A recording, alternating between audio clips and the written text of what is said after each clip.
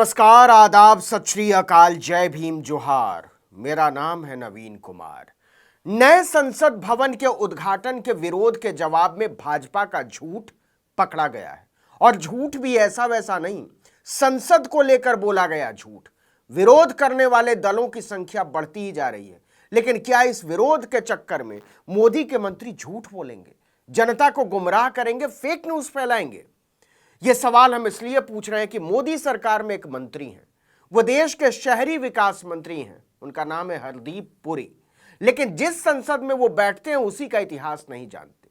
नतीजा, जनता को गुमराह करते हैं, झूठ बोलते हैं और विपक्ष को नीचा दिखाने के लिए फर्जीवाड़ा करते हैं।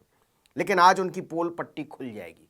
और पोल पट्टी किसी नेता ने नहीं खोली है, किसी चैनल ने नहीं खोली है, किसी अखबार ने भी नहीं खोली है। खोली है संसद की वेबसाइट पर मौजूद सरकार के अपने ही दस्तावेज ने। इस दस्तावेज का नाम है पार्लियामेंट हाउस एस्टेट, यानी संसद की संपत्तियां। इसे छापा है लोकसभा सचिवालय नई दिल्ली ने, यानी खुद भारत सरकार ने, जिसके महासचिव ने नई संसद के निर्माण का आमंत्रण पत्र भेजा है और जिसके अध्यक्ष ओम बिरला के अलावा इस कार्यक्रम में न राष्ट्रपति को उद्घाटन करने के लिए बुलाया गया है, न राज्यसभा के सभापति यानी उपराष्ट्रपति को, और न ही उपसभापति को। खैर, इस दस्तावेज में उन सारी इमारतों के बारे में जिक्र है जो संसद की संपत्ति है, वो भी पूरे सरकारी तथ्यों के साथ। कमाल की बात तो यह है कि इसे नरेंद्र मोदी के सत्ता में आने के बाद छापा गया है, मई 2014 में। मतलब ये भी नहीं बोल सकते कि नेहरू, इंदिरा, राजीव ने गलत बात लिखवा दी होगी। लेकिन आज हम इस डॉक्यूमेंट का जिक्र क्यों कर रहे हैं, इसको समझिए। क्योंकि मोदी सरकार के एक मंत्री खुलेआम झूठ बोल रहे हैं और उनके झूठ की जड़ तक ले जाता है लोकसभा सचिवालय द्वारा प्रकाशित डॉक्यूमेंट। अब आइए मोदी के मंत्री हरदीप सिंह पुरी के बयान पर। उन्होंने कहा कि कांग्रेस की आदत है जहां कुछ नहीं होता वहां विवाद खड़ा कर देती है। राष्ट्रपति देश के प्रमुख हैं तो प्रधानमंत्री सरकार के प्रमुख होते हैं और सरकार की ओर से संसद का नेतृत्व करते हैं, जिनकी नीतियां कानून के रूप में लागू होती हैं। राष्ट्रपति किसी भी सदन के सदस्य नहीं है, जबकि पीएम हैं, हरदीप पुरी ने कहा। चलिए मान लिया, लेकिन इस दलील के समर्थन में पुरी ने तथ्य के तौर पर इतिहास का जो टुकड़ा रखने की कोशिश की है, वो विशुद्ध तौर पर एक झूठ है, आधा सच। उन्होंने कांग्रेस पर हमला बोलते हुए कहा कि 24 अक्टूबर 1975 को उस वक्त की प्रधानमंत्री इंदिरा गांधी ने संसद एनेक्सी का उद्घाटन किया था। वहीं 15 अगस्त 1987 को पीएम राजीव गांधी ने संसद लाइब्रेरी का उद्घाटन किया। अगर कांग्रेस सरकार के प्रमुख उद्घाटन कर सकते हैं तो हमारी सरकार के प्रमुख ऐसा क्यों नहीं कर सकते? चलिए अब जरा इसकी जांच कर लेते हैं। और जांच करने के लिए ज्यादा दूर जाने की जरूरत नहीं है। लोकसभा की वेबसाइट पर मौजूद पार्लियामेंट हाउस एस्टेट को ही पलट लेते हैं। सबसे पहले संसद भवन एनेक्सी की बात।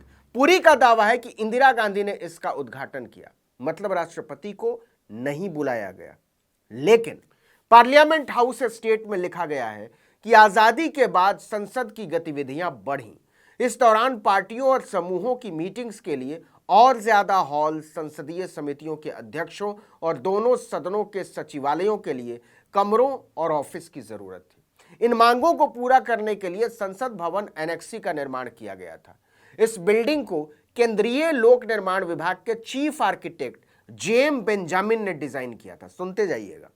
इसकी आधारशिला 3 अगस्त 1970 को उस वक्त के राष्ट्रपति वीवी गिरी ने रखी थी। गौर कीजिए, आधारशिला तत्कालीन राष्ट्रपति वीवी गिरी ने रखी थी। इसके 4 साल बाद 24 अक्टूबर 1975 को इंदिरा गांधी ने संसद भवन एनेक्सी का उद्घाटन किया। अब आइए संसद लाइब्रेरी की बिल्डिंग पर बीजेपी क्या झूठ फैला रही है। हरदीप सिंह पुरी वो बता रहे हैं कि संसद लाइब्रेरी का उद्घाटन 15 अगस्त 1987 को तत्कालीन प्रधानमंत्री राजीव गांधी ने किया था। लेकिन लोकसभा का डॉक्यूमेंट क्या कहता है? इस डॉक्यूमेंट में विस्तार से भूमि पूजन से लेकर उद्घाटन तक की ठोस जानकारी दी गई है।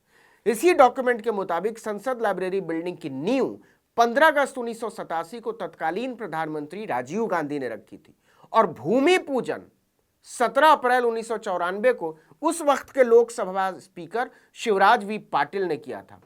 और तैयार हो जाने के बाद लाइब्रेरी बिल्डिंग का उद्घाटन 7 मई 2002 को तत्कालीन राष्ट्रपति के आर नारायणन ने किया था। और बीजेपी क्या फैला रही? संसद लाइब्रेरी का उद्घाटन राजीव गांधी ने किया था। ऐसा सफेद झूठ बोलने के लिए जो आत्मविश्वास चाहिए वो मोदी के मंत्रियों में ही हो सकता है।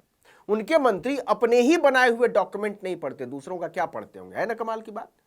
अब कांग्रेस भड़की हुई है।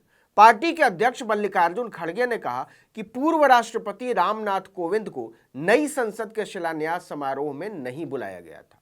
अब नए संसद भवन के उद्घाटन के लिए भारत की राष्ट्रपति द्रौपदी मुर्मू को नहीं बुलाया जा रहा है। संसद भवन का उद्घाटन किसे करना चाहिए? खड़गे ने कहा कि संसद भारतीय गणराज्य की सर्वोच्च विधायी इकाई है और राष्ट्रपति इसकी सबसे बड़ी संवैधानिक अभिभावक। पूरे देश में राष्ट्रपति अकेली ऐसी शख्स हैं जो सिर्फ सरकार ही नहीं, साथ में विपक्ष और भारत के हर नागरिक का प्रतिनिधित्व करती हैं। वो भारत की प्रथम नागरिक है।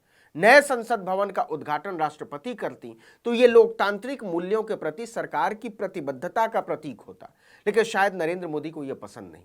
अब हंगामा मचा हुआ है, बेहद भयानक किस्म का हंगामा। सोच कर देखिए, जिस संसद की इमारत को सरकार, विपक्ष और जनता के विश्वास का प्रतिनिधि होना चाहिए था, उसमें पहला कदम रखने से पहले ही प्रधानमंत्री ने विपक्ष और उसे चुनने वाली जनता का विश्वास खो दिया है।